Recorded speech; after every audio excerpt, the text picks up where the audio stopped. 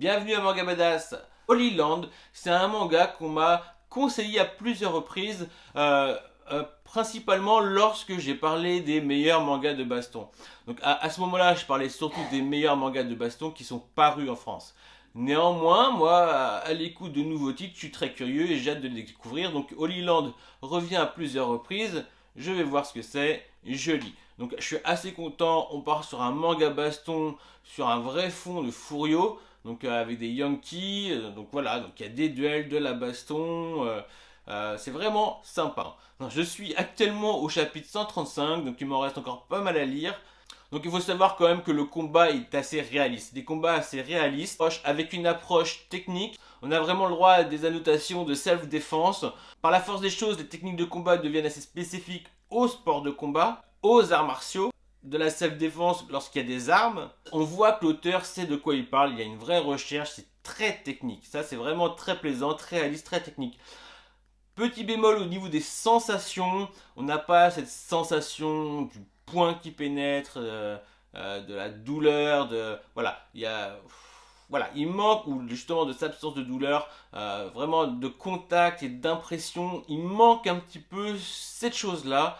Euh, je sais pas quel est son vécu à l'auteur, mais moi je trouve qu'il manque un petit peu cette percussion, c'est la sensation de la percussion, voilà. Après, franchement, au niveau technique, c'est super. On apprend pas mal de choses. Ça met des mots à des choses que vous connaissez, vous avez entreaperçues peut-être dans votre vie ou avec des altercations. Donc c'est très intéressant. Là-dessus, vraiment, c'est un très bon manga de combat. Alors c'est marrant, pour moi, j'ai quand même l'impression que on oublie tout le truc Furio, mais on se concentre sur le côté Japon.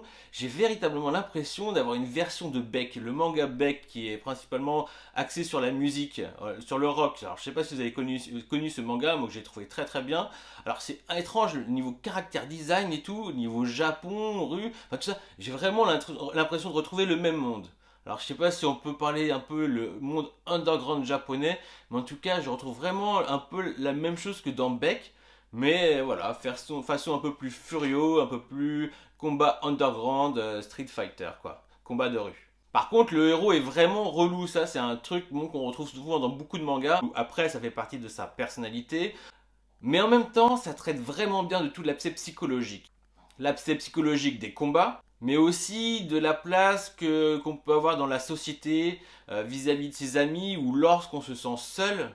Je dis bien de se sentir seul parce que même lorsqu'on se sent seul, qu'on a l'impression d'être seul, on ne l'est jamais vraiment. Mais voilà, on peut ne pas être seul via les altercations qu'on a, les personnes à qui on se confronte. Enfin voilà, vraiment sa position dans l'existence, voilà, est très intéressante. C'est moins pénible à lire, ça se partage en fait, hein. Le héros est franchement relou, mais en même temps, c'est bien traité. Voilà, on va rester là-dessus. L'histoire se renouvelle très bien au fur et à mesure qu'elle avance. Les dessins, moi, je les trouve très bons. Comme je vous l'ai dit, ils ne sont pas sans rappeler le caractère design des personnages de Beck. C'est un très bon manga de baston, un très bon manga de Furio, mais pas que. C'est un manga qui a pas mal de profondeur. Le héros, il est quand même sacrément casse-pied, mais on le voit évoluer physiquement. Alors il a une corpulence qui est assez chétive en soi, mais on voit une bonne évolution de sa corpulence. Il arrive parfois à être sacrément badass. Alors, ce n'est pas encore paru en France. Je ne sais pas quel est le problème avec les furios, les mangas de baston en France. Euh, Est-ce que c'est par rapport au fait de l'influence? Est-ce qu'ils ont peur d'influencer la jeunesse? Est-ce qu'ils ont peur d'influencer les voyous? Est-ce qu'ils ont peur, voilà, est-ce qu'ils ont peur de quelque chose? Est-ce que c'est à cause de l'ère du temps, à cause de notre société française à nous? Je n'en sais rien. Est-ce qu'il n'y a pas le public? Je ne sais pas. Est-ce que c'est en rapport au public? Est-ce qu'il n'y a pas un public derrière le Furio, les mangas de baston?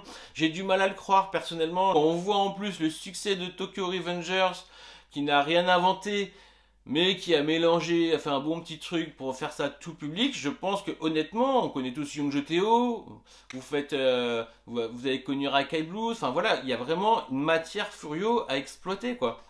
Donc voilà, je comprends pas comment les Furios sont traités en France, pourquoi il n'y a pas plus de parution. En attendant, Un grand merci à Furio.com, c'est un site de Scantrad qui mérite 100 fois que vous alliez visiter leur site pour découvrir des séries axées sur le Furio et donc de la baston. En plus, franchement, ils ont une très très bonne sélection, des trucs qui sont là depuis Jérusalem et qui ont toujours pas été parus en France. Donc je sais pas quoi vous dire. À défaut d'une parution française, vous ne faites rien d'illégal. Donc allez jeter un coup d'œil.